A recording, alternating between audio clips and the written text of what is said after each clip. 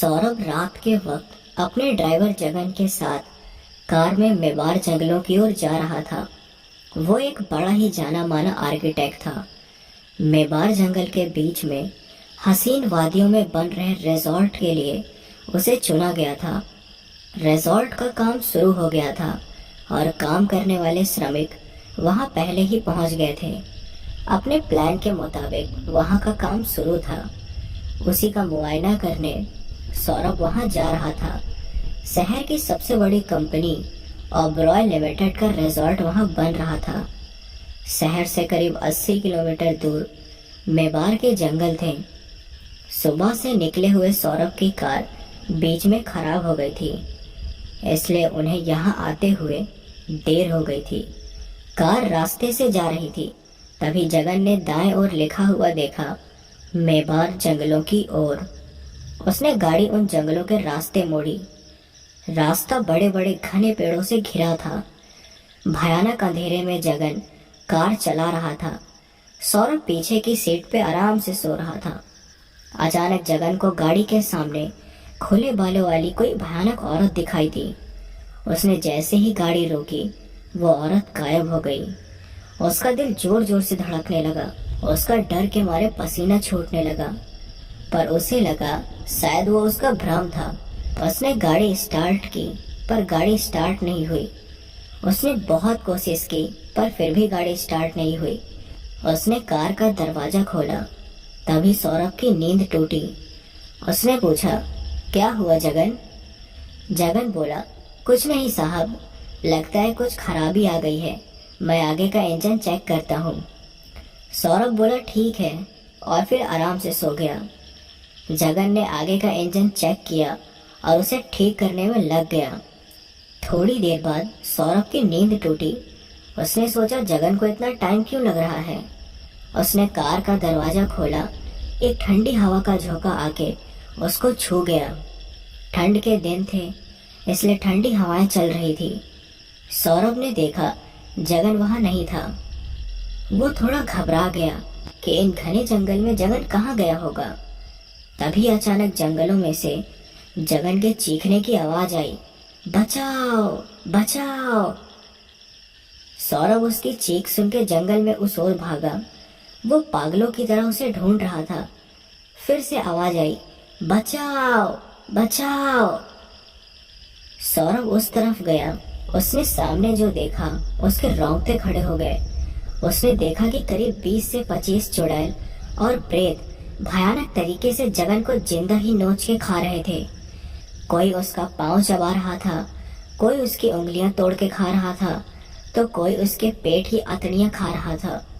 ये भयानक नजारा देख सौरभ की चीख निकल गई। ये उसने सबसे बड़ी गलती कर दी थी। जैसे ही उसकी चीख निकली, सारे भयानक चुड़ैल और प्रेत उसकी ओर देखने लगे। सारे भयानक शैतान लग रहे थे।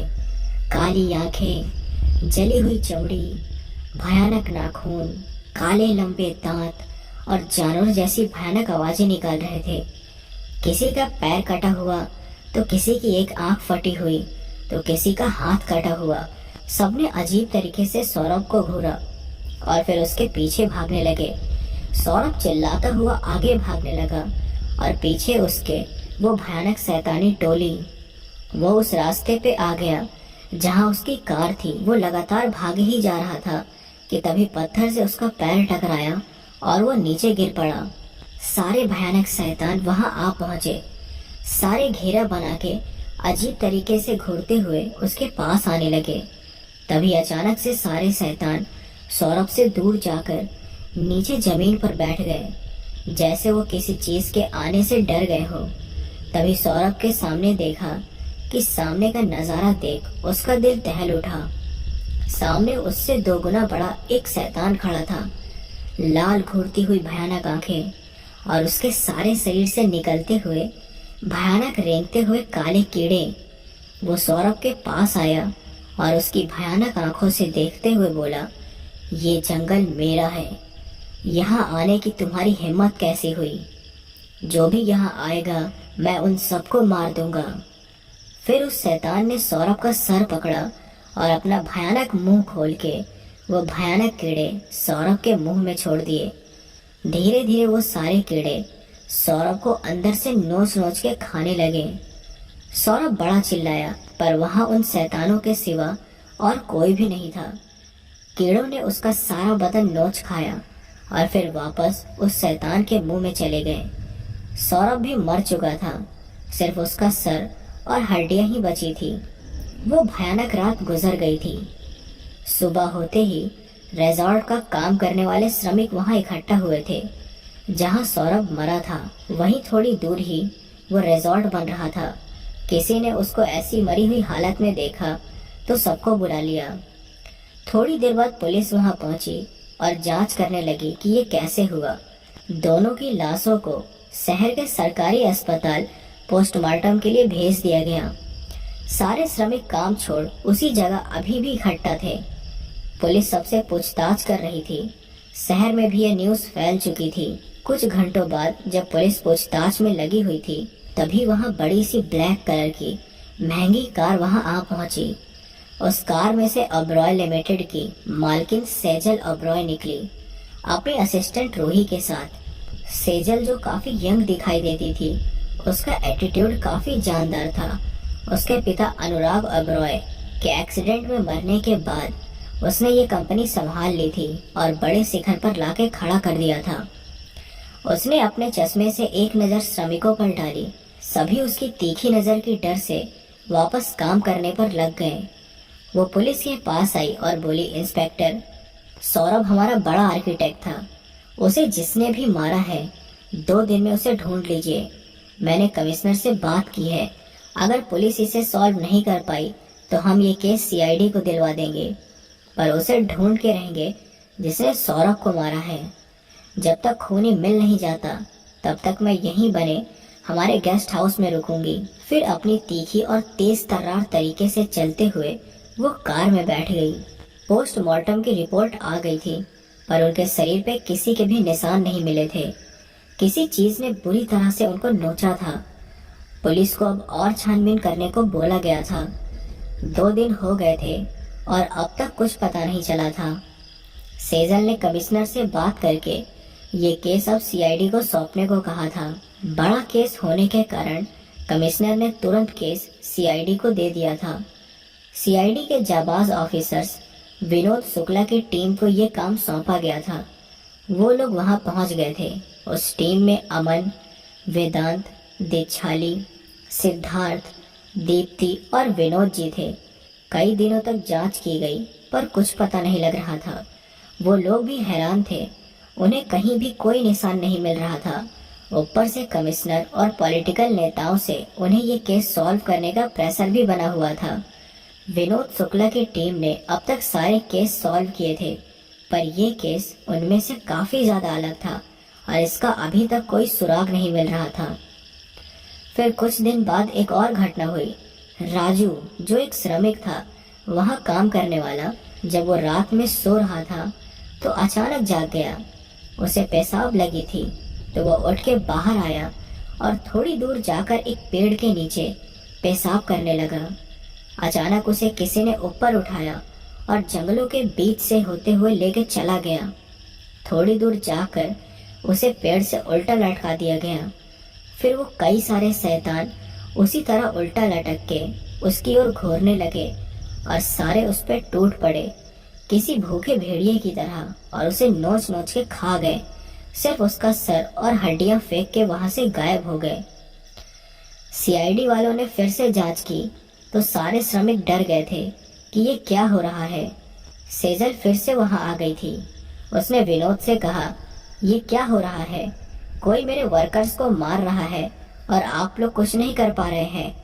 आप जल्द से जल्द उस खूनी को खोजिए, वरना आप सबकी नौकरी खतरे में होगी। उसने अपनी असिस्टेंट से कहा, उस श्रमिक के घर पैसे भिजवा देना, और फिर वो गुस्सा होकर वहां से चली गई। विनोद ने कहा, हमने इतने केस सॉल्व किए हैं, पर कातिल इस जगह हो के भी हम उसे पकड़ नहीं पा रहे हैं। अमन ने कहा, हाँ सर, बड़ा ही सातिर खूनी लगता है। देखो तो सही कैसे बुरी तरीके से उसका मांस तक निकाल लिया है। देखते ने पूछा, सर अब आगे क्या करना है? पहले तो यहाँ की सुरक्षा बढ़ा दो। कुछ पुलिस वालों को इन श्रमिकों के घर के बाहर पहरा लगाने को बोलो। शायद कोई उन श्रमिकों में से भी खूनी हो सकता है। सबसे अच्छे से पूछताछ करो। वेदांत बोला, आखिर इतने भयानक तरीके से क्यों वो लोगों को मार रहा है? या फिर उसके कोई साथी भी होंगे? ये काम किसी एक का नहीं लगता। विनोद सर बोले, अमन, उसे कहीं से भी ढूंढ निकालो, वही इस मुसीबत का तोड़ निकालेगा। अमन ने कहा, ठीक है सर, मैं उसे ढूंढने में लग जाता हूँ। रात के 11 बज रहे थे। शहर के स्काइन क्लब में रुद्र अपनी 2 बियर की बोतलें पी चुका था। क्लब की हल्की सी लाल रोशनी में सबसे पीछे वाली सीट पे बैठे वो अकेला ही दारू पी रहा था। देखने में गोरा रंग, चील जैसी आंखें और हल्की सी दाढ़ी बड़ी हुई। उसने जैसे ही बियर की तीसरी बोतल खोली, वैसे ही उसे एक आवाज आई, मुझे लगा ही था तुम किसी क्लब में ही पड़े होगे। रुद्र ने नजर उस तरफ घुमाई तो सामने उसे अमन दिखाई दिया। अमन फिर बोला, सर ने तुम्हें बुलाया है। रुद्र हल्की तीखी हंसी में अमन को देख बोला, जनाब, आप गलत आदमी से मिलने आए हैं, जाइए यहाँ से। अमन ने कहा, देखो रुद्र, हमें तुम्हारी बहुत जरूरत है, इसलिए सर ने तुम्हें बुलाया है। रुद्र ने कहा, मैंने कई साल पहले ही ये काम करना छोड़ दिया है। अब मैं वो रुद्र नहीं जो पहले था। अमन ने गुस्से से उसकी आंखों में देखते हुए कहा, मुझे पता है कि तुम अब भी उस घटना के लिए खुद को जिम्मेदार मानते हो, पर तुम उसी बात का हरदम दुख मनाओ। इससे अच्छा हमारे साथ उन मासूम लोगों को बचाओ जिन्हें कोई मार रहा है। रुद्र ने भी उसकी आंखों में झांक के कहा, मुझे किसी से कोई मतलब नहीं रहा, अब बेहतर होगा तुम यहाँ से चले जाओ। अमन ने कहा, ठीक है, तुम्हारी मर्जी। हमारी गहरी दोस्ती को भी तुम भूल गए और तुम्हारी अंजलि की कही हुई एक बात भी तुम शायद भूल गए। रुद्र, उसने कहा था ना तुमसे कि हमेशा लोगों की मदद करना, चाहे कुछ भी हो जाए। अपना फर्ज हमेशा निभाना, मैं रहूं या ना रहूं। ये लो चिट्ठी, उसमें तुम्हें कहाँ आना है उसका पता है, और मेरा नंबर भी। अगर तुम अपना फर्ज निभाना चाहते हो तो तुम जरूर आओगे। अमन गुस्से में वहाँ से चला गया। रुद्र अपनी गहरी बीती हुई सोच में खो गया। अंजलि एक डॉक्टर थी। जब रुद्र गैंगस्टरों के साथ हुई गोलीबारी में घायल हुआ था, तब वो अंजलि के ही अस्पताल में भर्ती हुआ था। धीरे धीरे उसी दौरान अंजलि का अपनापन उसे पसंद आने लगा। वो दोनों दिन भर कई बातें करते। इलाज हो जाने के बाद भी वो अंजलि से किसी न किसी बहाने से मिलने जाता। फिर एक दिन उसने अंजलि के सामने अपने प्यार का इजहार किया।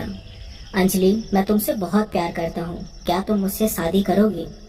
अंजलि ने अपने सर पे हाथ रखते हुए कहा, अरे पागल, मैं तो कब से इस पल का इंतजार कर रही थी। कब तुम मुझसे ये बात कहो। मैं भी तुमसे बहुत प्यार करती हूँ। हाँ, मैं तुमसे शादी करूंगी।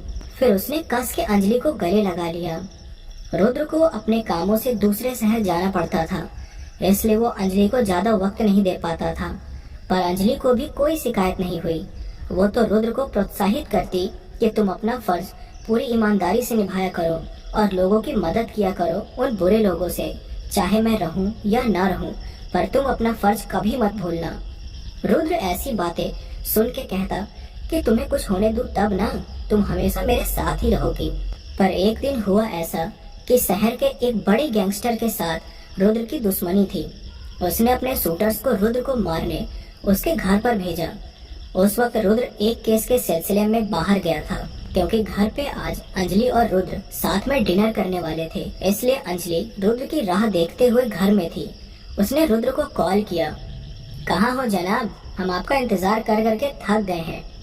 रुद्र ने कहा, अरे मैडम, बस आ ही रहा हूँ, जरा इंतजार तो कीजिए। अंजलि ने कहा, हाँ, जैसे मेरे लिए आप चांद तारे तोड़ के लाने वाले हो। रुद्र ने कहा, अरे तुम ही तो मेरी चांद हो सोनिए, बस थोड़ा इंतजार करो, मैं आपके सामने हाजिर हो जाऊंगा। तभी अचानक से काले मास्क पहने हुए शूटर्स वहां आ धमके। अंजलि ने जैसे ही उन्हें रोकने की कोशिश की, सबने उस पे गोलियां चला दी। गोलियों की आवाज सुन रुद्र दहल उठा। अंजलि, क्या हुआ? रुद्र घर पर नहीं है, ये पाकर वहां से शूटर भाग गए और अंजलि ने जख्मी हालत में फोन उठाया और रुद्र रुद्र कहते हुए तड़प कर मर गई। जैसे ही रुद्र घर पहुंचा, अंजलि को मरा देख पूरी तरह टूट गया वो। उसका प्यार अब इस दुनिया में नहीं था। वो उसे पकड़ के रोने लगा। फिर कुछ दिन बाद रुद्र ने सारे शूटर्स को ढूंढ ढूंढ के मार दिया और उस बड़े गैंगस्टर को भी गोलियों से भून डाला। पर फिर भी वो खुद को ही अंजलि की मौत का दोषी मानता था। तब से उसने अपना काम छोड़ दिया था और आज अमन ने आके उसको अंजलि के कहे हुए शब्द उसको याद दिला दिया था। इस तरफ कुछ पुलिस वाले रात में पहरा दे रहे थे। दो दो गुट में सारे अपनी अपनी तय की हुई जगह पे उन श्रमिकों के घर के बाहर पहरा दे रहे थे। सभी के पास वॉकी टॉकी दी गई थी ताकि खूनी दिखाई दे या किसी पे शक हो तो तुरंत सबको बुला सकें। उसी में दो पुलिस वाले राजन और किशन जो साथ में थे, तभी अचानक उनको थोड़ी दूरी पर कोई इंसान भागते हुए जंगल में घुस गया। राजन ने वॉकी टॉकी पे मैसेज दिया पर अचानक वॉकी टॉकी खराब हो गया और उनका मैसेज नहीं गया। दोनों ने सोचा बाकी पुलिस वालों को बुलाने जाएंगे तो तब तक वो बहुत दूर चला जाएगा, इसलिए वो दोनों ही उसके पीछे भागे। किशन भागते हुए राजन से आगे निकल गया। राजन घनी झाड़ियों से होकर उसे खोजने लगा। उसने आवाजें लगाई, किशन किशन। फिर जैसे ही उसने आगे की झाड़ियों को हटाया उसके रोंगटे खड़े हो गए। सामने एक चुड़ैल थी जिसके हाथ में किशन का कटा हुआ सर था। उस चुड़ैल की एक आंख में से खून बह रहा था और दूसरी से वो राजन को घूरे जा रही थी। उसी के पीछे किशन का बाकी हिस्सा पड़ा हुआ था और बाकी के हिस्से को चुड़ैल और वहाँ के प्रेत उसे नोच नोच के खा रहे थे। राजन डर के मारे सहम गया था। वो वहाँ से भागा। वो बस भागते ही जा रहा था, जंगल में और अंदर। भागते भागते वो थक गया और एक पेड़ के नीचे बैठ गया। उसे समझ नहीं आ रहा था कि वो लोग क्या थे। वो डर से कांप गया था। तभी उसने महसूस किया कि उसके पीठ के पीछे कुछ हलचल हो रही है। उसने अपनी कमीज उतारी और पीछे हाथ घुमाया। उसके पीठ पे 3-4 रेंगने वाले कीड़े थे जो कि उसके पीठ को नोच रहे थे। उसने उन्हें निकाल के फेंक दिया और अपने जूतों से मसल दिया। तभी पेड़ के ऊपर से मानो कीड़ों की बरसात होने लगी। वो झट से खड़ा हो गया। फिर उसने पेड़ के ऊपर जो देखा उसे देख वो पूरी तरह से दहल गया। पूरा पेड़ उन काले रेंगते कीड़ों से भरा पड़ा था। तभी अचानक वो सारे कीड़े एक जगह इकट्ठा होने लगे और फिर सामने वही शैतान खड़ा हो गया। उसने राजन को पकड़ा और अपने बड़े भयानक नाखूनों से उसका पेट फाड़ डाला। फिर उसी पेट में बहुत सारे कीड़े छोड़ दिए। राजन पागलों की तरह तड़पने लगा और दर्द से चीखने चिल्लाने लगा। फिर उस शैतान ने अपने शैतानी आवाज में कहा, ये जंगल मेरा है, यहाँ पे मेरा राज चलता है और जो भी यहाँ आएगा मैं सबको मार दूंगा। फिर धीरे धीरे राजन भी उन कीड़ों का शिकार हो गया। सुबह होते ही ये खबर आग की तरह फैल गई कि 2 पुलिस वालों की भी उसी तरह मौत हो गई है। सारे लोग काफी डर गए। विनोद और उनकी टीम भी वहां आ गई थी। उन्हें कुछ समझ नहीं आ रहा था। इतनी सुरक्षा होते हुए भी ये पुलिस वाले मारे गए थे। उन्होंने शक जताया शायद कोई बड़ी टोली है जो सबको बुरी तरह मार रही है। अब ज्यादा पुलिस वाले बुलाओ और उनको पकड़ना ही होगा। सारे श्रमिकों ने काम करने से मना कर दिया था। डर के मारे उन्होंने कह दिया था कि अब कोई काम नहीं करेगा। तभी सेजल वहां आ पहुंची। उसने श्रमिकों के कॉन्ट्रैक्टर को बुलाया और उससे कहा, हम सबको दोगुना पैसा देंगे पर काम रुकना नहीं चाहिए। ये रिजॉर्ट बने ये मेरे पापा का आखिरी सपना था, इसलिए जितना भी पैसा मांगे दे दो और सबको रोक लो। उनकी ज्यादा सुरक्षा के लिए मैं और सिक्योरिटी का इंतजाम करती हूँ। फिर वो विनोद के पास आई। देख लिया आपने, क्या कर रहे हैं आप लोग? यहाँ मौत पे मौत हो रही है और आपसे कुछ हो भी नहीं पा रहा है। कौन कर रहा है ये सब? मुझे लगता है कि किसी की चाल है ताकि ये रिजॉर्ट ना बन सके। आपके पास अब लास्ट चांस है, वरना ये केस और ऊपर सीबीआई को दिया जाएगा। आखिरी मौका है, जल्दी पकड़िए उन खूनी दरिंदों को। इतना सुनाकर सेजल वहाँ से चली गई। अमन वहाँ आ चुका था। उसको अकेला देख विनोद सर ने पूछा, रुद्र कहाँ है? अमन ने कहा, सर उसने आने से मना कर दिया। विनोद ने कहा, अमन वो हमारे लिए बड़ा जरूरी है। तुम्हें पता है ना उसका दिमाग कितना शातिर है, वो कहीं से भी सबूत ढूंढ ही लेता है। अमन ने कहा, हाँ सर, पर वो उस घटना से अभी तक उभर नहीं पाया है। मैंने उससे कहा है शायद वो आ जाए। और दूसरी तरफ रुद्र अपने घर में अंजलि की तस्वीर हाथ में लिए हुए उसे देखे जा रहा था। फिर उसने ड्रॉअर में से अपना काला चश्मा और गन निकाली। उसने अमन को कॉल किया, अमन मैं आ रहा हूँ। शाम हो गई थी। सभी सीआईडी ऑफिसर्स रुद्र की राह देख रहे थे। तभी सामने पीले कलर की कार आते हुए उन्हें दिखाई दी। उसमें से काले कलर की जैकेट पहने रुद्र उतरा। उसने आसपास के माहौल को देखा। तभी विनोद सर आगे आकर बोले, वेलकम रुद्र, आज इतने सालों बाद तुम्हें फिर से देख के खुशी हुई। हमें तुम्हारे साथ की बड़ी जरूरत थी। रुद्र ने कहा, ये आखिरी काम मैं आपके लिए करूंगा, बाद में मुझे आप भूल ही जाएं तो बेहतर होगा। अमन ने आगे आके कहा, चलो रुद्र, तुम थक गए होगे, आराम करने के लिए टेंट में चलो मेरे साथ। तभी रुद्र और अमन वहां से चले गए। दीप्ति ने विनोद सर से कहा, सर इसने तो आपसे ठीक से बात भी नहीं की। विनोद ने कहा, दीप्ति, उस घटना के बाद वो और भी ज्यादा दुनिया से नफरत करने लगा है, पर मुझे पता है वो सिर्फ अपने प्यार से किए वादे से यहाँ आया है। तुम भूलो मत कि उसका दिमाग कितना शातिर है। अब वही ये केस जल्द ही सॉल्व करेगा ताकि वो वापस इन सब से दूर हो जाए। वेदांत ने कहा, चलिए सब लोग, रात होने वाली है, हमारे टेंट में चलते हैं। फिर सभी वहाँ जब तक केस सॉल्व नहीं होता तब तक वही कुछ वक्त के लिए बनाए हुए टेंट में चले गए। आधी रात का वक्त था, सभी लोग सो रहे थे। बाहर और ज्यादा पुलिस वालों को सैजल ने बुलवा रखा था ताकि अब कोई अनहोनी न हो। दो शख्स थे जो अभी तक सोए नहीं थे, वेदांत और सिद्धार्थ। वो बार बार सोच रहे थे कि सर ने हम पे भरोसा न जताते हुए उस रुद्र को क्यों बुलाया, पर हम दोनों भी किसी से कम नहीं है, ये सर को हम दिखा देंगे। उन दोनों ने टॉर्च उठाई और चुपके से सारे पुलिस वालों और सिक्योरिटी से बच के जंगल में घुस गए। और वेदांत ने कहा, सिद्धार्थ ध्यान से तलाश करना। दोनों जंगल में और अंदर घुसते चले गए। तभी वेदांत ने सामने एक बड़े पेड़ पे कुछ लटका हुआ देखा। उसने कहा, देखो सिद्धार्थ, वहाँ कुछ लटक रहा है, चलो पास चल के देखते हैं। वो जैसे ही वहाँ पहुँचे दोनों दंग रह गए। उस पेड़ पे कई सारे लोग लटके हुए थे, जैसे किसी ने उन्हें मार के लटका दिया हो, पर उन्हें कहाँ पता था कि वो सब वही चुड़ैल और प्रेत थे। तभी अचानक सभी लटके हुए नीचे कूद पड़े। उन्हें देख वेदांत और सिद्धार्थ के रोंगटे खड़े हो गए। सभी शैतान उन्हें बड़े गौर से देख रहे थे और बहुत ही ज्यादा गुस्से में और अजीब अजीब जानवरों जैसी आवाजें निकालने लगे। और फिर सभी शैतान भूखे भेड़िए की तरह उन दोनों पे टूट पड़े और बुरी तरह से चीर फाड़ के खाने लगे। दोनों की चीखें गूंज उठी और फिर धीरे धीरे उनके प्राण निकल गए। सुबह पता चला कि वेदांत और सिद्धार्थ गायब हैं। सभी उन्हें ढूंढने लगे। रुद्र और अमन भी उन्हें घने जंगलों में खोजने लगे। तभी तेजछाली की चीख सुन सब उस ओर भागे। सामने का नजारा देख सभी सहम गए। एक पेड़ के ऊपर वेदांत और सिद्धार्थ के सर लटकाए गए थे। बड़ा ही भयानक नजारा था। दीप्ति और तेजछाली उन्हें देख रोने लगी। बाकी ऑफिसर्स के भी आंखों में आंसू आ गए। थोड़ी देर बाद सेजल रिजॉर्ट के पास ही बने अपने गेस्ट हाउस से वहां आ पहुंची। विनोद को देख बोली, ये क्या हो रहा है? आज तो आपके भी ऑफिसर्स मरे हुए पाए गए।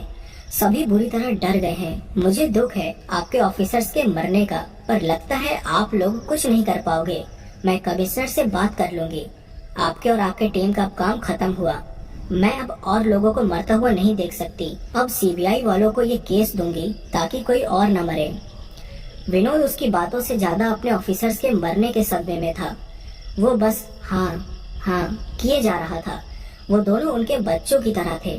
तभी अमन वहाँ आया और सेजल को देख बोला, अब तो हम यहाँ से कहीं नहीं जाने वाले। हमारे भाई जैसे साथी मरे हैं, अब तो उन खूनियों को पकड़ के रहूंगा। सेजल ने भी गुस्से से कहा, क्या मैं और लोगों को मरने दूं? आप सबसे तो कुछ हो ही नहीं रहा। रुद्र जो काफी देर से सेजल के पीछे खड़े होकर उनकी बातें सुन रहा था, उसने कहा, आप बड़े लोगों को सिर्फ हमारी नाकामी दिखती है, ये नहीं दिखता कि वो लोग उसी काम के लिए अपनी जान खो बैठे हैं। सेजल उसको जवाब देने के लिए पीछे घूमी, वैसे ही वो चौंक गई। वो उसे देख हैरान हो गई और बिना कुछ बोले सिर्फ रुद्र की ओर देखते हुए वहाँ से सीधे अपने कार में बैठ गई। ड्राइवर से कहा, कार को गेस्ट हाउस में ले चलो। रुद्र को देखते ही उसे कुछ याद आ गया था। रात में अपने कमरे में कुर्सी पे बैठी सेजल अपने हाथ में शराब से भरा ग्लास लिए अपने अतीत को याद कर रही थी। सिटी कॉलेज के फर्स्ट ईयर के दिन थे। उस कॉलेज में सिर्फ बड़े बड़े घरानों के लड़के और लड़कियां ही पढ़ा करती थी। वहाँ पढ़ने से ज्यादा मौज मस्ती ही चलती थी। सारे अपने पैसों का रौब ही दिखाते थे। बड़ी बड़ी गाड़ियों से आना, पढ़ाई ना करना, कैंटीन में पार्टी करना, बस यही सब चलता था। सेजल भी अपनी अमीरपन का फायदा उठा के यही सब मस्ती करती थी। वो फर्स्ट ईयर में भले ही आई थी, पर उसे पढ़ाई में कोई इंटरेस्ट नहीं था। अपने पापा के सिर्फ नाम से उसे एडमिशन मिल गया था। वो सिर्फ अपने मजे मारने के लिए कॉलेज आती थी। सेजल काफी खूबसूरत थी, कई लड़के उस पे मरते थे, पर वो किसी को भी भाव नहीं देती थी। एक दिन कॉलेज का लेक्चर चल रहा था, तभी क्लास के दरवाजे पे किसी ने दस्तक दी। मैं कम इन मैडम? सारी क्लास ने उस ओर देखा। एक लड़का वहाँ खड़ा था। उसके पहने हुए कपड़ों से वहाँ बैठा हर कोई समझ गया कि ये जरूर कोई गरीब घर का लड़का है। तभी मैडम ने कहा, आओ बेटा, अंदर आओ, और उसका परिचय करवाया। क्लास सुनो, ये रुद्र है। अपने अच्छे आए नंबरों की बदौलत इसे हमारे कॉलेज ने फ्री एडमिशन दिया है और सारी सुविधाएं इसके लिए फ्री होंगी। मैं चाहती हूँ कि आप इससे कुछ सीखें और अच्छी पढ़ाई करें। तभी क्लास में से किसी ने जोर से चिल्लाया, अच्छा जी, अब भिखारी भी हमारे कॉलेज में पढ़ेंगे। सारा क्लास उसकी बात पे हंसने लगा। वो फिर बोला, पढ़ाई की जरूरत इन गरीब लोगों को होती है, हम जैसे अमीर लोगों को नहीं। तभी मैडम ने उसे चुप कराया। रुद्र को गुस्सा तो आया, पर उसने कुछ नहीं कहा। वो गरीब घर से था और प्रिंसिपल ने उसे बताया था कि बेटा, इस कॉलेज में सारे बिगड़े बच्चे हैं, चाहो तो दूसरे कॉलेज में तुम्हें मेरी पहचान से एडमिशन दिलवा देता हूँ। पर उसने मना कर दिया था, क्योंकि ये कॉलेज उसको पास में पड़ता था, वो पैदल ही आ जा सकता था। सेजल के पास वाली जगह खाली थी, तो मैडम ने रुद्र को वहाँ बैठने को कहा। वो वहाँ आके बैठ गया। तभी सेजल ने उसे देखकर कहा, मुझसे दूर ही बैठना, समझे ना? रुद्र ने सिर हिलाकर हाँ कहा। फिर रोज यही सिलसिला हो गया। कोई न कोई रुद्र की गरीबी का मजाक उड़ाता। एक दिन सेजल अपनी कार से आते हुए जहाँ से रुद्र जा रहा था, जानबूझकर गड्ढे में भरा पानी के ऊपर वहाँ से कार चला दी। रुद्र उस पानी से भीग गया और उसी भीगे कपड़ों से उसका कॉलेज में जी भर के मजाक उड़ाया गया। एक रात जब सेजल लेट नाइट पार्टी से सुबह के 4 बजे घर आ रही थी, तो रास्ते में उसकी कार खराब हो गई। वो वहीं खड़ी किसी कार के आने का इंतजार करने लगी। वहाँ एक कार आई तो सेजल ने रोड के बीच में ही खड़ी होकर कार रुकानी चाहिए। कार तो रुक गई। उसमें से 4 लड़के जो शराब पिए हुए थे नीचे उतरे और सेजल को देख के एक बोला, वाह क्या माल है, कहाँ जाना है मैडम आपको? सेजल ने कहा, आप लोगों के साथ मुझे कहीं नहीं जाना है, मैं दूसरे कार से हेल्प मांग लूंगी।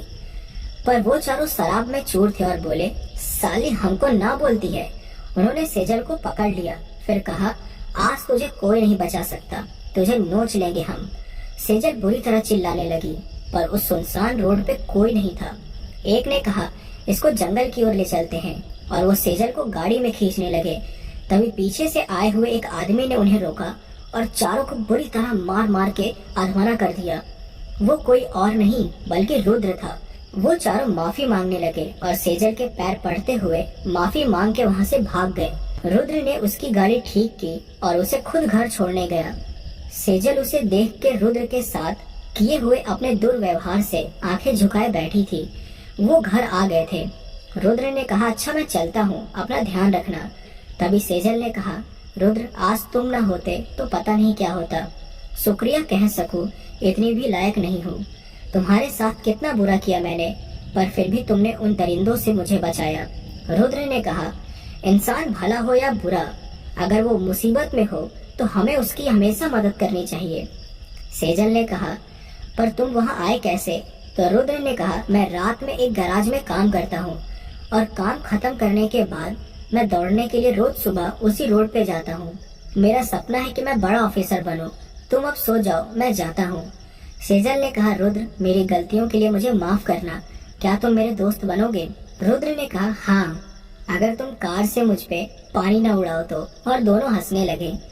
रुद्र और सेजल अब अच्छे दोस्त बन गए थे। सेजल की वजह से अब कोई रुद्र को चिढ़ाता नहीं था। धीरे धीरे रुद्र सेजल को पसंद आने लगी थी। उसकी आंखों में कुछ और ही चल रहा था। शायद उसे रुद्र से प्यार हो गया था। एक दिन सेजल ने रुद्र का हाथ पकड़ के कहा, रुद्र मैं तुमसे प्यार करती हूँ, क्या तुम मुझसे शादी करोगे? रुद्र थोड़ा सोच में डूब गया, फिर बोला, ये कैसे मुमकिन है? तुम बड़े पैसे वालों की लड़की हो और मैं एक गरीब लड़का हूँ, हमारा प्यार नहीं हो सकता। सेजल ने कहा, रुद्र जब से तुम्हारे साथ हर पल बिता रही हूँ तब से मुझे ना पैसों की और ना ही शोहरत की जरूरत है। मुझे बस तुम्हारा प्यार चाहिए। मैं बस तुम्हें पाना चाहती हूँ। तुम्हारे साथ मैं हमेशा खुश रहूंगी। रुद्र ने कहा, सेजल, तुम्हें बड़े घर का कोई भी अच्छा लड़का मिलेगा। सेजल ने कहा, कोई भी मिलेगा पर तुम नहीं। सब तुम्हारे जैसे नहीं होते रुद्र। सेजल के आंखों में आंसू थे। रुद्र को भी लगा सेजल उससे प्यार करती है। उसने सेजल का हाथ पकड़ा और कहा, तुम्हें हमेशा खुश रखूंगा सेजल। फिर सेजल खुशी के मारे नाचने लगी और जोर से रुद्र को गले लगा लिया। पर उस काले दिन को याद करते हुए सेजल और उदास हो गई, जिस दिन वो दोनों एक दूसरे से अलग हुए थे और उसने हाथ में रखे शराब के ग्लास को तोड़ दिया। एक दिन सेजल के घर में पार्टी रखी गई थी। सेजल ने रुद्र को भी बुलाया था ताकि उसके पापा से मुलाकात करवा सके। रुद्र वहाँ आ गया था। शहर के जाने माने हस्तियां वहाँ आई हुई थी। गुलाबी कपड़ों में सेजल बड़ी ही खूबसूरत लग रही थी। रुद्र को देखते ही वो उसके पास गई। आ गए जनाब आप। अरे बाबा, कुछ अच्छा तो पहन के आते। रुद्र ने कहा, सेजल, जिसकी जैसी हैसियत होती है उसे वैसा ही रहना चाहिए। मुझे बड़ापन दिखाना नहीं आता। सेजल ने कहा, अरे हाँ जनाब, ठीक है, तुम तो जैसे भी हो मेरे प्रिंस ही रहोगे। चलो अब आओ, पापा से मिलवाती हूँ। अनुराग ओबरॉय, सेजल के पिता, जो कि शहर के सबसे बड़े बिजनेसमैन थे। सेजल वहाँ आई और उसने कहा, पापा, ये रुद्र है, मैंने आपको बताया था ना। अनुराग जी ने उसे देखा और कहा, मुझे सेजल ने तुम्हारे बारे में बहुत कुछ बताया है। कैसे हो बेटा? रुद्र ने बड़ी सादगी से कहा, ठीक हूँ अंकल। अनुराग जी ने कहा, बेटा पहले कुछ ड्रिंक्स या कुछ खा लो, हम बाद में बातें करते हैं। सेजल, तुम इसका बहुत ही खास ध्यान रखना। सेजल ने कहा, ठीक है पापा। सेजल रुद्र को दूसरी तरफ ले गई। अनुराग जी के दोस्त माधव शर्मा, जो कि बड़े वकील थे, उन्होंने पूछा, अनुराग, ये लड़का आखिर है कौन? दिखने में तो गरीब किस्म का लग रहा है। अनुराग ने कहा, हाँ ये गरीब ही है और मेरी बेटी इससे प्यार करती है। माधव ने कहा, अनुराग, पर तुम तो अपनी बेटी की शादी, जो दूसरा बड़ा बिजनेसमैन है, उसके बेटे से शादी करने वाले थे, फिर ये क्या है? अनुराग ने हंसते हुए कहा, तुम्हें क्या लगता है मैं इस भिखारी से अपनी बेटी की शादी करूंगा? कभी भी नहीं। आज पार्टी खत्म होने के बाद मैं उसे ढेर सारा पैसा दूंगा और अपनी बेटी की जिंदगी से उसे रवाना कर दूंगा। रात को सारे मेहमान जा चुके थे। रुद्र भी अनुराग जी के पास आया और कहा, जी अंकल, मैं चलता हूँ। तभी अनुराग जी ने उसे रोका और कहा, रुको बेटा, तुमसे एक जरूरी बात करनी है। सेजल, तुम यहीं रुको। रुद्र, तुम चलो मेरे साथ। फिर दोनों बंगले के बाहर आ गए। अनुराग जी ने रुद्र से कहा, ये बंगला देखो और इसके पीछे पड़ी सारी जमीन देखो और ये मेरी पार्किंग में पड़ी गाड़ियों पर नजर डालो। बेटा, तुम सारी जिंदगी भी दिन रात मेहनत कर लो, फिर भी इस दौलत की बराबरी नहीं कर सकते। जो इस दौलत की बराबरी करने लायक है ना, उसी से सेजल की शादी करने वाला हूँ मैं। रुद्र उसकी बात समझ गया था। उन्होंने फिर कहा, देखो, मैं तुम्हें 1 करोड़ रुपए देता हूँ, मेरी बेटी की जिंदगी से दूर चले जाओ। रुद्र ने कहा, मुझे आपके पैसे नहीं चाहिए, मैं सेजल को किसी भी तरह खुश रखूंगा। मुझे आपके किसी दौलत की जरूरत नहीं है। अनुराग जी ने गुस्से में कहा, तुम गरीब लोग होते ही ऐसे हो। अरे तुम्हारे माँ बाप भी ऐसे ही गंदी नाली के कीड़े रहे होंगे। रुद्र को इस बात पे बड़ा गुस्सा आया और उसने अनुराग जी का कॉलर पकड़ लिया और कहा, आप मुझे कुछ भी बोल लीजिए, लेकिन मेरे माँ बाप के बारे में एक शब्द नहीं सुनूंगा। तभी सेजल वहाँ आ पहुंची। अपने पापा की कॉलर पकड़े देख वो रुद्र पे चिल्लाई, रुद्र, ये क्या कर रहे हो तुम? रुद्र ने कहा, इन्होंने मेरे माँ बाप को गंदी नाली के कीड़े कहा। उनके ऊपर दौलत का भूत सवार है, ये इंसान नहीं जानवर है। सेजल ने फिर से कहा, रुद्र, तुम पापा का कॉलर छोड़ो, वो तुमसे बड़े हैं। रुद्र, तुम्हारी इतनी औकात नहीं कि तुम मेरे पापा का कॉलर पकड़ो। रुद्र उसकी बात को सुनकर सन्न रह गया। सेजल, तुम भी वही निकली, मेरे प्यार का मजाक बनाया तुमने और तुम्हारे पापा ने भी। सेजल ने कहा, रुद्र, तुम यहाँ से जाओ, हम कल बात करेंगे। रुद्र ने कहा, अब बात करने के लिए कुछ बाकी ही नहीं रहा। फिर वो गुस्से में वहाँ से चला गया। सेजल ने भी गुस्से से अपने पापा की ओर देखते हुए आंखों में आंसू लिए अपने कमरे में चली गई। रात भर सेजल सो नहीं पाई। उसे पछतावा होने लगा। उसने रुद्र के साथ बुरा व्यवहार किया। वो उससे माफी मांगने वाली थी, पर रुद्र उस दिन से कहीं चला गया, कभी कॉलेज भी नहीं आया और उस दिन के बाद वो आज उसके सामने दिखा था। बहुत कुछ कहना था उसे रुद्र से, पर आज वो उससे नजरें नहीं मिला सकी। उसके दिल में रुद्र के लिए गुस्सा था। मुझे मिलने क्यों नहीं आया कभी वो? क्या इतना नाराज था मुझसे? एक बार बात तो कर सकता था, कल उसे सारे जवाब देने होंगे। इस तरफ रुद्र को भी वो अतीत याद आ गया था। उसे भी नींद नहीं आ रही थी।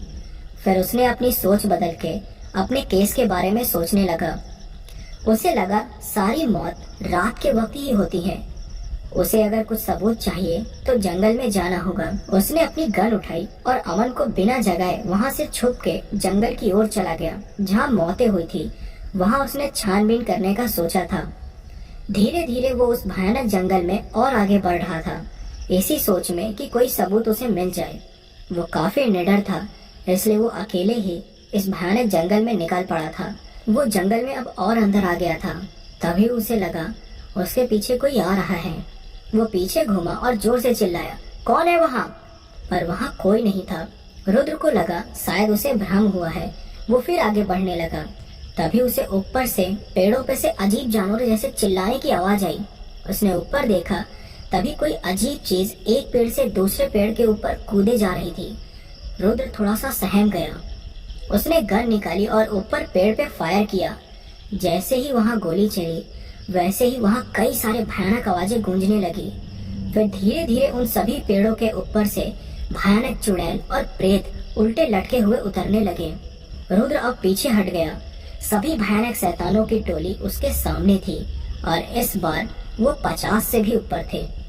सभी एक जगह जमे हुए भयानक तरीके से चिल्लाते हुए उसकी ओर घूर रहे थे। रुद्र की तरफ धीरे धीरे अब वो आगे बढ़ने लगे। रुद्र उन्हें देख थोड़ा डर सा गया था। उसने अपनी गन निकाली और उन शैतानों पे फायर कर दिया। पर ये क्या, उन पर तो गोली का असर ही नहीं हुआ। उल्टा वो और भयानक तरीके से चिल्लाने लगे और रुद्र के पास आने लगे। रुद्र भी सहम सा गया था। ये भयानक शैतान ही सबको मार रहे होंगे।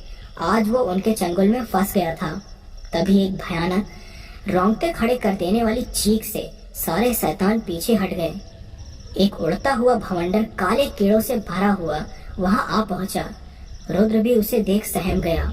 फिर सामने वही शैतान जिसके हर शरीर के हिस्से से कीड़े निकल रहे थे, उसका भयानक चेहरा रुद्र को घूरे हुए उसके पास आ रहा था। फिर बड़बड़ाया, ये जंगल मेरा है, यहाँ सिर्फ हम रह सकते हैं और आज तुम भी मरोगे।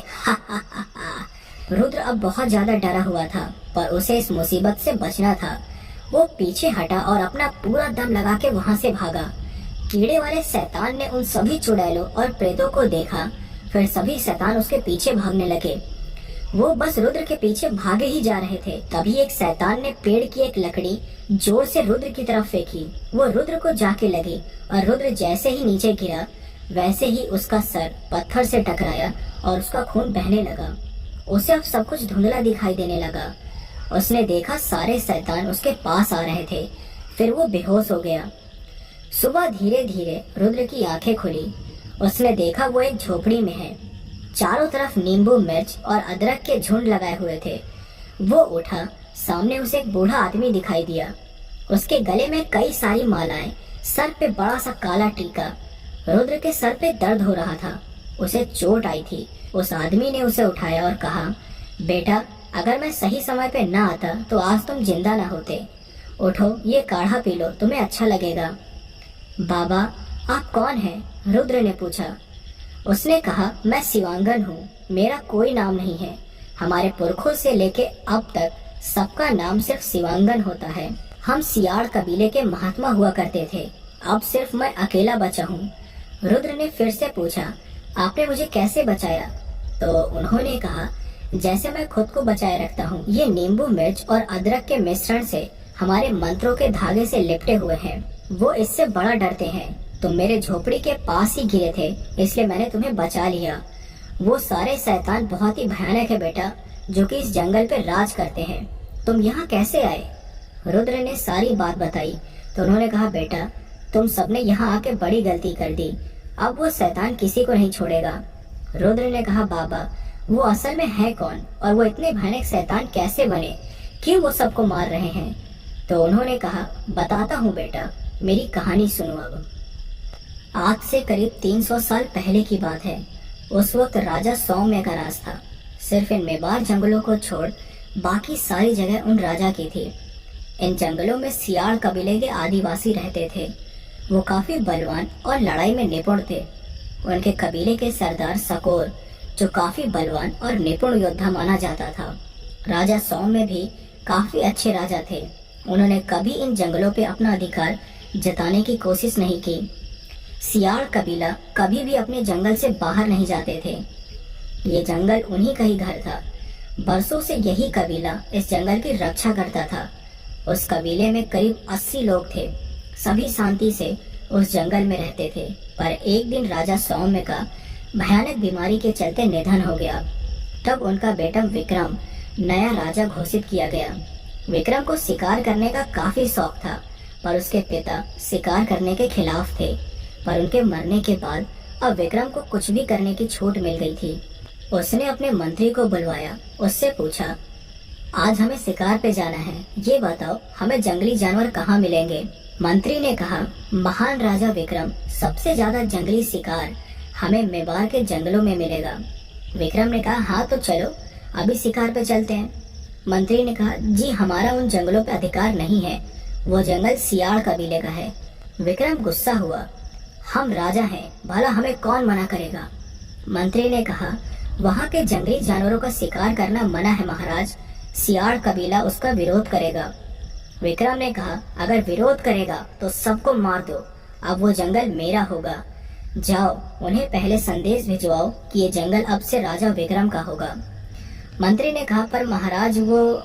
तभी राजा विक्रम ने उनकी बात काटते हुए कहा, जितना बोला है सिर्फ उतना करो, जाओ यहाँ से। फिर मंत्री वहाँ से चला गया। राजा विक्रम की ओर से एक दूत को मेवाड़ जंगल भेजा गया। सरदार सकोर के साथ उस कबीले के महात्मा शिवांगन भी वहाँ मौजूद थे। उस दूत ने कहा, राजा विक्रम के आदेश अनुसार अब ये मेवाड़ के जंगल अब उनके हस्तक होंगे। उन्हें जंगली जानवरों के शिकार के लिए जंगल चाहिए। या तो ये जंगल हमें सौंप दिया जाए, वरना लड़ाई के लिए तैयार रहें।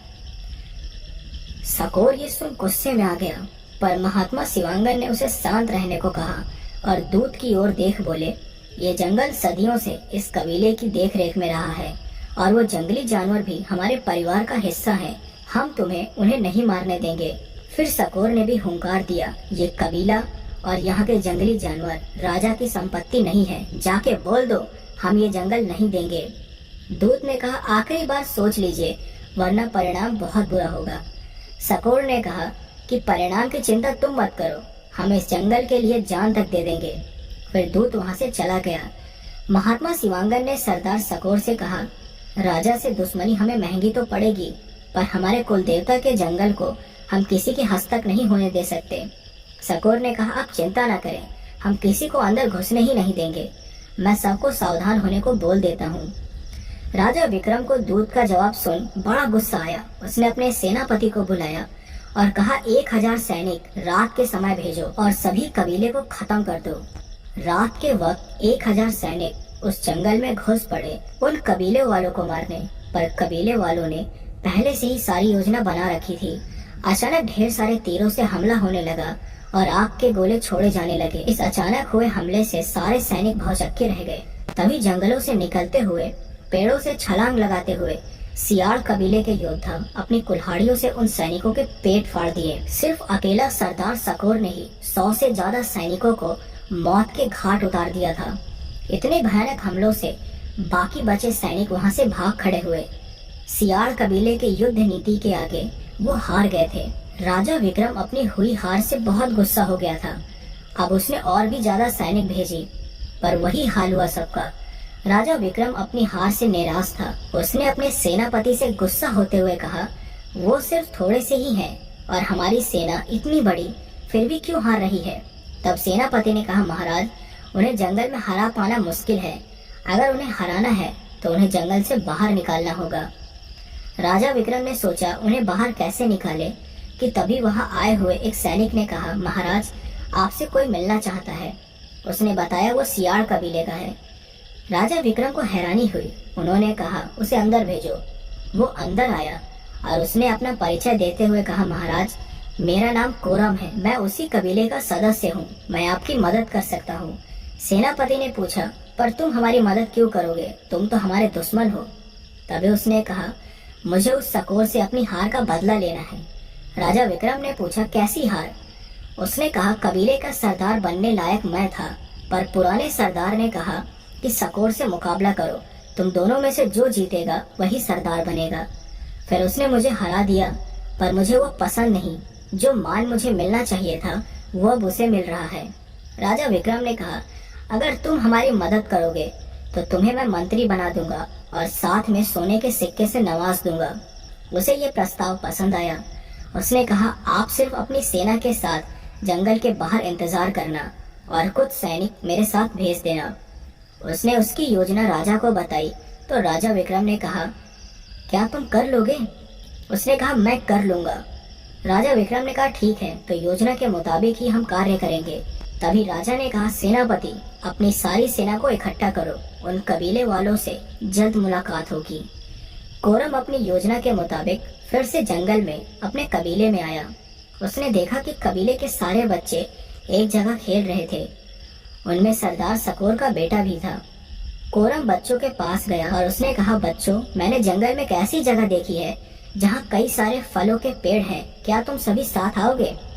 सभी बच्चे फलों का नाम सुन खुश हो गए। वो उसके साथ चलने को राजी हो गए। कोरम उनको अपने साथ ले गया, पर उसने सभी बच्चों को धोखे से राजा विक्रम के सैनिकों को सौंप दिया। योजना के मुताबिक सैनिक उन बच्चों को महल ले गए, उन्हें गुप्त कोठरी में बंद कर दिया। राजा विक्रम ने खुद उन मासूम बच्चों पे कई जुल्म किए, फिर उन मासूमों को मौत के घाट उतार दिया। इस तरह कोरम ने कबीले वालों से झूठ कहा कि उनके सभी बच्चों को सैनिक उठा ले गए हैं। मुझे पता है उन्हें वो कहाँ ले गए, चलिए मेरे साथ। सभी कबीले वालों ने हथियार लिए, जिसमें महात्मा और उनकी पत्नी और 5-6 लोगों को छोड़ सभी लोग शामिल थे। वो सारे गुस्से में सरदार सकोर के साथ कोरम के पीछे पीछे जाने लगे। कोरम उन्हें जंगल के बाहर दूर ले आया था।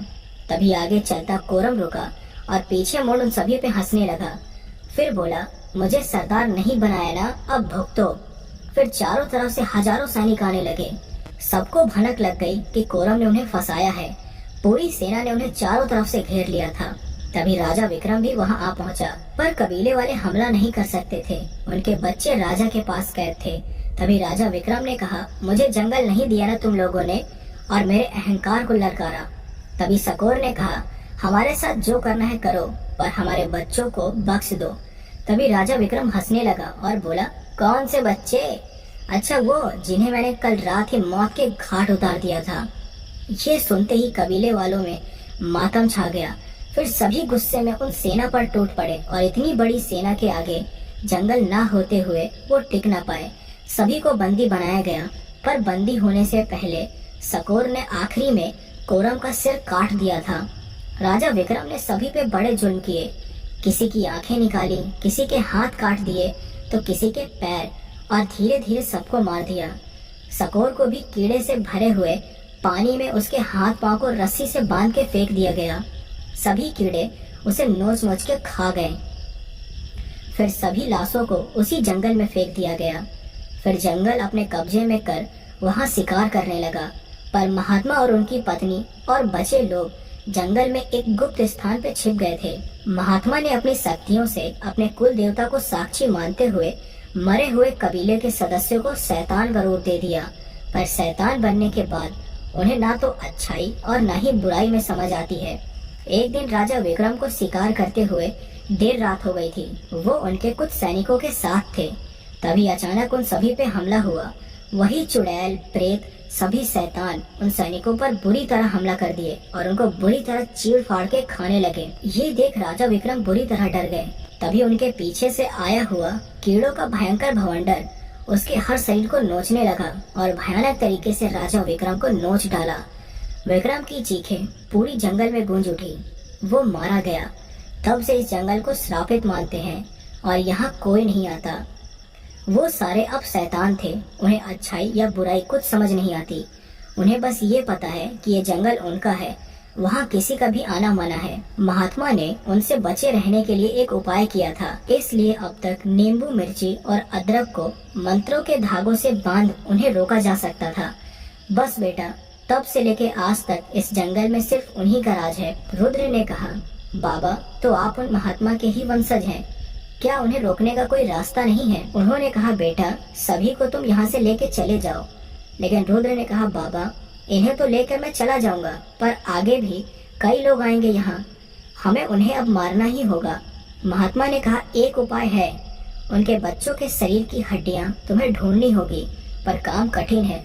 जब तुम उसे ला सको तब मैं तुम्हारी मदद कर सकता हूँ।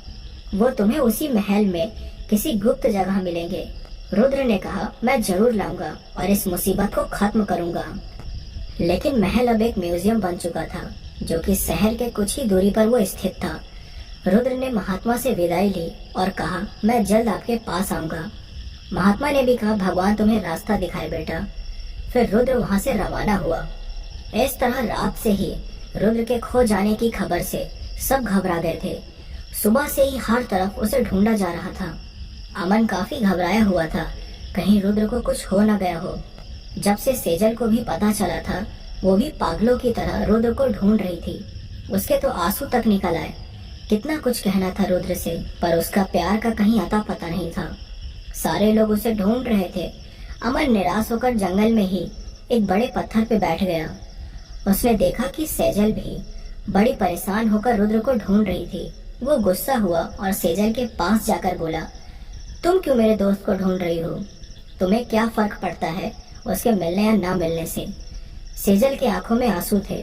उसने कहा, सबसे ज्यादा फर्क मुझे ही पड़ता है। वो बिना मुझसे बात किए कहाँ चला गया? अमन ने कहा, भला तुम कब से उसकी इतनी फिक्र करने लगी? सेजल ने कहा, अपने प्यार की फिक्र करना क्या गुनाह है? अमन ने पूछा, मतलब क्या है तुम्हारा? उसने अपने प्यार की सारी कहानी अमन को बताई। अमन पूरी तरह भौचक्का हो गया। फिर वो बोला, रुद्र की तो किस्मत ही खराब है, प्यार उसके नसीब में है ही नहीं। फिर अमन ने अंजलि और रुद्र के रिश्ते के बारे में सेजल को बताया। सेजल उनकी कहानी सुन और दुखी हो गई। उसे लगा रुद्र को ना उसका प्यार मिला, ना ही अंजलि का। कितना गम सहा होगा उसने। फिर अमन ने पूछा, तो अब तक तुमने शादी क्यों नहीं की? उसने कहा, मैं सिर्फ रुद्र को प्यार करती थी, इसलिए मेरे पिता के कहने पर भी मैंने शादी नहीं की। वो बोल ही रही थी कि तभी सामने जंगल से निकलते हुए रुद्र को अमन ने देखा और जाके उससे गले मिल गया। अमन ने पूछा, कहाँ था मेरे यार? रुद्र ने कहा, बस सब बता दूंगा। सबसे पहले हमें शहर के पास बने म्यूजियम में जाना है, चलो जल्दी। सेजल उससे कुछ पूछ पाती कि वो सेजल से बिना नजरें मिलाए वहाँ से अमन के साथ चला गया। सेजल भी अपने आंखों में आंसू लिए वहाँ से गेस्ट हाउस चली गई। विनोद और उनके ऑफिसर्स भी रुद्र ठीक ठाक है ये जान के चैन की सांस ली। शाम हो गई थी। रास्ते में रुद्र ने सारी बात अमन को बता दी।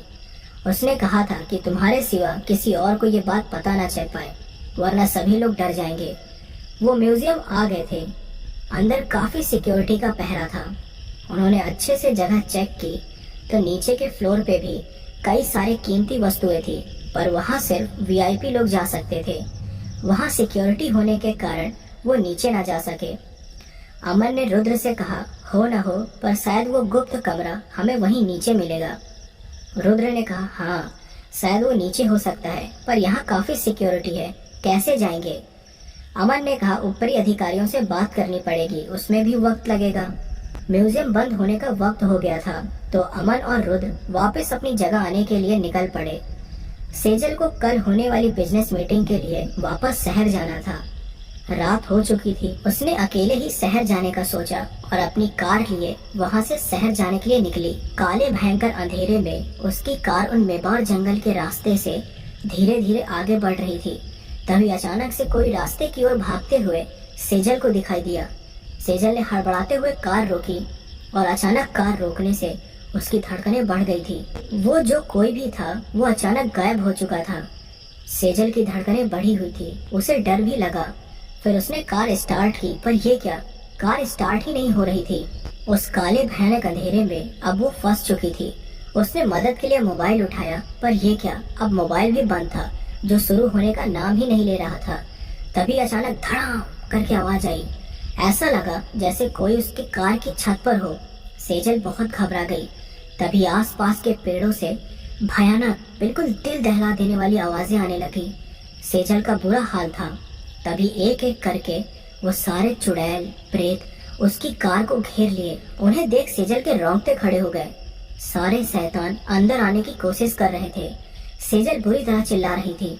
उसकी जान अब खतरे में थी, पर पीछे से आई हुई तेज हॉर्न की आवाज से सारे शैतान उस तरफ देखने लगे। वो रुद्र और अमन थे। अमन उन्हें देख डर गया। तभी रुद्र ने कहा, ये वही शैतानों की टोली है, हमें सेजल को बचाना होगा। उन्होंने तेज कार उन शैतानों की तरफ चलाई। जैसे कार वहां पहुंची तो रुद्र उसमें से उतरकर अपने जेब से निकाले हुए उस नींबू मिर्ची और अदरक के मिश्रण वाले मंत्रों से धागों से बना उन शैतानों की तरफ धर लिया। वो सभी शैतान देखकर पीछे हटने लगे। उसने जल्दी से सेजल को बाहर निकाला और कार में बैठा दिया।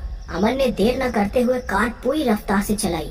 सारे शैतान उसके पीछे दौड़ने लगे, पर कार आगे निकल गई थी। अब सारे शैतान वापस जंगल में चले गए। कार रिजॉर्ट की जगह पर पहुंच गई थी। सेजल बड़ी डरी हुई थी।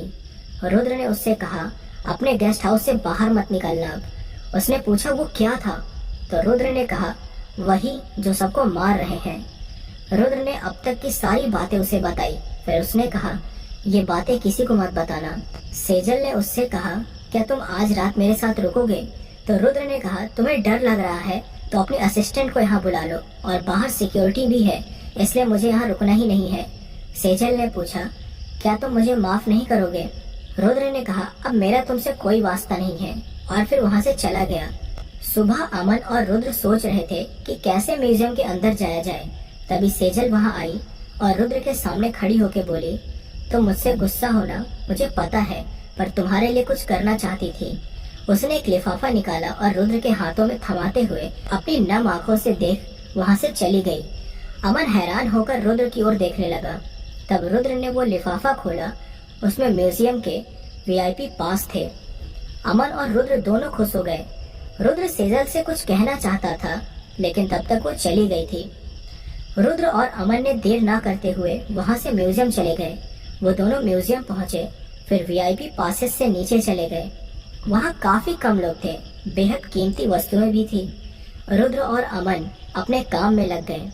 अब अमन ने एक दरवाजे के पीछे देखा, वहाँ नीचे जाने के लिए सीढ़ियाँ थी। उसने रुद्र को बुलाया और वहाँ दोनों सीढ़ियों से नीचे चले गए।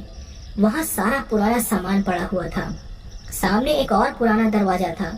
वो दोनों उसके अंदर गए। अंदर काफी अंधेरा था। उन्होंने मोबाइल के टॉर्च से देखा, कमरे में काफी मकड़ी के जाल थे। लगता था कोई इसके अंदर नहीं आता था, पर वहाँ भी उन्हें कुछ नहीं दिखा। निराश होकर रुद्र ने एक लात दीवार पे मारी। तभी उन्हें ठक की आवाज आई। अमन ने कहा, रुको रुद्र। उसने दीवार चेक की तो पत्थरों की बनी हुई थी। इस बार अमन ने लात मारी, फिर आवाज आई, ठक। उसने रुद्र को देखा और कहा, इस दीवार को तोड़ना पड़ेगा। वहीं बाहर पड़े पुराने सामान में से कुछ बड़े हथौड़े भी थे। उन्होंने वो उठाया और दीवार तोड़ना शुरू कर दिया। जैसे ही दीवार टूटी, वहाँ एक और कमरा नजर आया। वो दोनों अंदर गए और उस कमरे में सिर्फ सूर्य के आकार का एक लोहा बना चिन्ह था। दोनों ने काफी देर तक खोजा, लेकिन कुछ नहीं मिला। तब अमन ने उस सूर्य के चिन्ह को अच्छे से देखा, उसे हाथ लगाया और फिर उसे घुमा दिया, और वो लोहे का चिन्ह उल्टा घूम गया और वहाँ नीचे एक और बड़ी सीढ़ियाँ खुली। वो दोनों धीरे धीरे मकड़ी के जालों को हटाते हुए नीचे उतरे। वहाँ देखकर पता चलता था कि पुराने जमाने में कैदियों को यहीं रखा जाता होगा। वो और अंदर जाने लगे। वहाँ गुफाएं थी और वो पत्थरों से बनी हुई थी। अंधेरे में मोबाइल की टॉर्च के सहारे दोनों आगे बढ़ रहे थे। वहाँ कई सारे मकड़ी के जाल थे। उनसे ऐसा लगता था कि कई सालों से यहाँ कोई नहीं आया। तभी उन्हें एक और खुला हुआ कमरा दिखा। वो उसके अंदर गए और जैसे ही वो अंदर पहुंचे, वहाँ बेड़ियों में लटके हुए उन मासूम बच्चों की हड्डियां उन्हें नजर आईं। दोनों उन्हें देख सहम गए और उनकी आंखों में आंसू आ गए। रुद्र ने कहा, इन मासूमों को कितना दर्द दिया होगा। अमन ने भी कहा, हाँ रुद्र, बड़ी ही क्रूरता से उन बच्चों पर जुल्म किया हुआ है। उन दोनों ने सारे बच्चों की हड्डियों को उन बेड़ियों से निकाली। फिर उन्होंने बाहर कमरे के टॉयलेट से छोटी खिड़की से सारी हड्डियां बाहर फेंकी और सुरक्षित सिक्योरिटी से बच के बाहर निकलकर लाई हुई हड्डियां अपनी बड़ी गाड़ी में रख दिए और चल पड़े मेवाड़ जंगलों की ओर। रुद्र और अमन उन सारे बच्चों की हड्डियां लाके महात्मा के पास पहुंचे। महात्मा ने जैसे बताया उस हिसाब से उन्होंने जंगल के बीचों बीच एक मैदान में लकड़ियों से गोलाकार कुंड बना लिया और फिर सारी लकड़ियों पे नींबू, मिर्ची और अदरक के मिश्रण वाले मंत्रों वाले धागों से हर तरफ लटका दिया। फिर बीच में सारे मरे हुए बच्चों की हड्डियां लटकाई गई। सिर्फ एक तरफ से थोड़ी जगह खाली छोड़ दी गई ताकि शैतान अंदर आ सके। उनकी योजना ये थी कि जब सारे शैतान उनके बच्चों की हड्डियों के पास आएंगे, फिर खाली छोड़ी हुई जगह पे फिर से लकड़ियां रख दी जाए ताकि सभी नींबू, मिर्च और अदरक के मिश्रण वाले मंत्रों के धागों से वो वहां से बाहर न जा पाए। फिर सभी शैतान को वहीं छिड़क के पेट्रोल से जला दिया जाए। फिर महात्मा अपने मंत्रों से उन्हें शैतानी रूप से मुक्त करके उनकी आत्माओं को शांति दे सके। सारा काम पूरा हो चुका था। अब शाम भी हो गई थी। अब इंतजार था रात होने का। अब रात हो चुकी थी। रुद्र, अमन और महात्मा वहीं कुछ दूर छिपकर उन शैतानों के आने का इंतजार कर रहे थे। उस अंधेरी रात में मेवाड़ जंगल में रात को कीड़ों की आवाजें छाई हुई थी। सभी आसपास के पेड़ों से भयानक चीखें सुनाई देने लगी।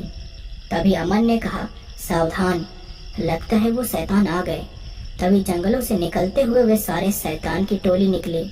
अजीब सी जानवरों जैसी चीखें और उनके भयानक शरीर उस अंधेरी रात में अपना तांडव दिखा रहे थे। तभी सारे शैतान उस लकड़ियों से बने गोलाकार बाड़े की तरफ जाने लगे। अजीब से चीखते हुए वो आगे बढ़ रहे थे। महात्मा ने कहा, बच्चों, जैसे ही वो उन हड्डियों के पास पहुंचे, उस खाली जगह को इस मिश्रण से बंद कर देना ताकि वो शैतान बाहर ना आ सके। सभी एकदम सावधान थे कि अब वो शैतान अंदर जाए। तभी सभी शैतानों ने अपने बच्चों की हड्डियों को वहां देखी और चीखते हुए उस तरफ भागे। तभी वहां उन शैतानों पे तेज रोशनी पड़ी। वहां एक कार आ गई थी। उसमें सेजल, विनोद, दीक्षाली और दीप्ति बैठे हुए थे। अमन ने कहा, ओ गॉड, ये क्या कर रहे हैं? रुद्र ने कहा, शायद हमें ढूंढते हुए यहाँ आ गए होंगे। सारे शैतानों का ध्यान अब उनकी कार पर पड़ा। विनोद सर और बाकी सब उन्हें देख डर गए। सेजल ने कहा, यही वो सारे शैतान हैं जो सबको मार रहे हैं।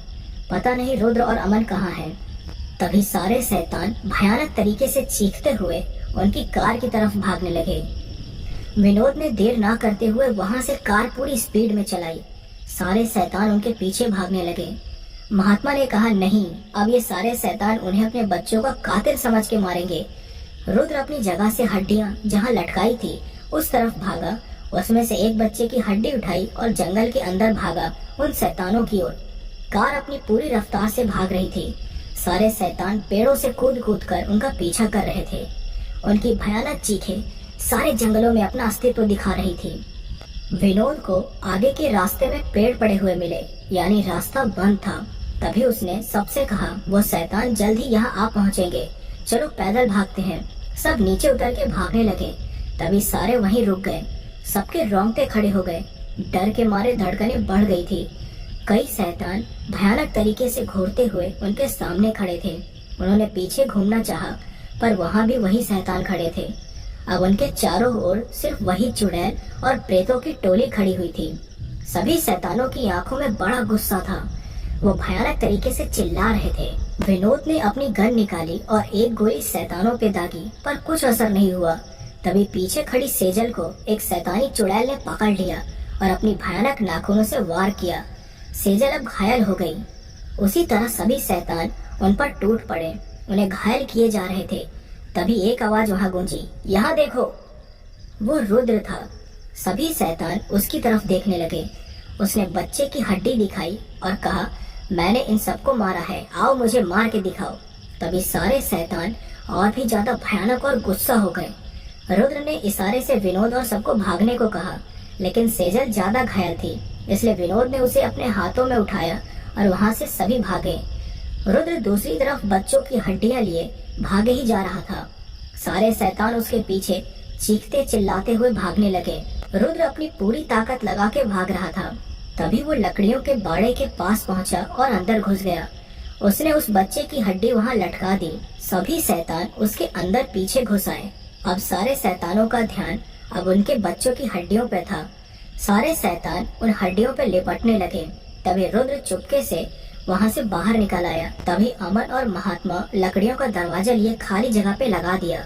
सारे अंदर कैद हो गए। महात्मा ने मंत्र बोलना शुरू किया और अब सारे शैतान बाहर निकलने के लिए चीखें चिल्लाने लगे। तभी एक बड़ी भयानक आवाज वहां गूंज उठी। ऊपर आकाश में कीड़ों से भरा तूफान आया। वो कीड़ों वाला शैतान आ गया था। वो अब उनके सामने खड़ा हो गया। भयानक गुस्से से भरी लाल आंखें और उसके भयानक शरीर से निकलते हुए काले कीड़े। उसने रुद्र को पकड़ा और अपने शरीर के सारे कीड़े उसके ऊपर छोड़ दिए। उन कीड़ों ने रुद्र को नोचना शुरू कर दिया। तभी उसने अपनी भयानक आवाज में कहा, ये मेरा जंगल है, यहाँ किसी को नहीं आने दूंगा, सबको मार दूंगा। तभी उसने अपने भयानक हाथ लंबे कर अमन का गला पकड़ लिया और उस पे भी शरीर से निकलते हुए काले कीड़े छोड़ने लगा। वो कीड़े रुद्र और अमन को नोचे जा रहे थे। तभी महात्मा ने एक दहाड़ लगाई, रुक जाओ सकोर। शैतान ने उसकी तरफ भयंकर नजर डाली। महात्मा के हाथ में एक मसाल थी। उसने अपने इशारे से एक बच्चे की हड्डी की तरफ इशारा किया। सकोर शैतान ने उस तरफ देखा, वो उसके बच्चे की हड्डियां थी। रुद्र और अमन पे छाए सारे कीड़े वापस उस शैतान के अंदर समाने लगे। फिर उसके शरीर से सारे कीड़े रेंगते हुए उस बाड़े में घुस गए। उस बच्चे की हड्डी से पूरी तरह लिपट गए। महात्मा ने मंत्र कहे, फिर वहां आग लगा दी। सारे शैतान अपने बच्चों की हड्डियों के साथ जल गए। आसमान में सभी को उस कबीले के लोगों की आत्माएं दिखी। सारी आत्माएं खुश थी। उनके साथ उनके बच्चों की भी आत्माएं उनका हाथ पकड़े हुए थे। सकोर, जो कीड़े का शैतान बना था, सबसे बीच में खड़ा महात्मा की ओर नमन किए हुए था। फिर सभी आत्माएं वहां से आसमान की ओर चली गईं। अब मेवाड़ जंगल में शांति थी। रुद्र और अमन की आंखें नम थी। अब उन कबीले के लोगों की आत्माओं को शांति मिल गई थी। महात्मा ने आकर कहा, अब जंगल शैतानों से मुक्त हुआ। सुबह हॉस्पिटल में सेजल को होश आया। उसने देखा रुद्र उसका हाथ पकड़े हुए बैठा हुआ था। रुद्र ने पूछा, अब कैसा लग रहा है?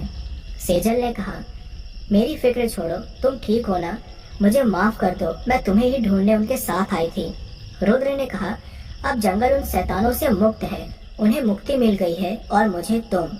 सेजल ने उसे गले लगा लिया और कहा, हमेशा मेरे साथ रहोगे ना? अब छोड़ के कभी मत जाना। रुद्र ने प्यार से उसे देखा और कहा, एक प्यार को तो खो चुका हूँ और अब तुम्हें नहीं खो सकता। I love you Sejal. Sejal ने भी कहा, आई लव यू टू मेरे प्रिंस। फिर कुछ महीनों बाद उन्होंने शादी कर ली और खुशी से अपना जीवन बिताने लगे। रुद्र फिर से सीआईडी में काम करने लगा। अमर और रुद्र की जोड़ी गुंडों और कातिलों को मिटाने में लग गए। कुछ सालों के बाद वहाँ जंगल के पास पहाड़ी पे रिजॉर्ट बन गया, पर जंगल को नुकसान हो ऐसा कोई काम वहाँ नहीं किया जाता। उसी के बाहर सियाड़ कबीले के लोगों के स्टैचू बनाए गए। पूरे सम्मान के साथ उनकी गाथाएं वहाँ लिखी गईं। आने वाले सभी टूरिस्ट को उनके शौर्य और इस जंगल के प्रति अपने प्यार के लिए उनका गुणगान सुनाया जाता, ताकि हर कोई जंगल की रक्षा करे और उसे नुकसान न पहुंचाए।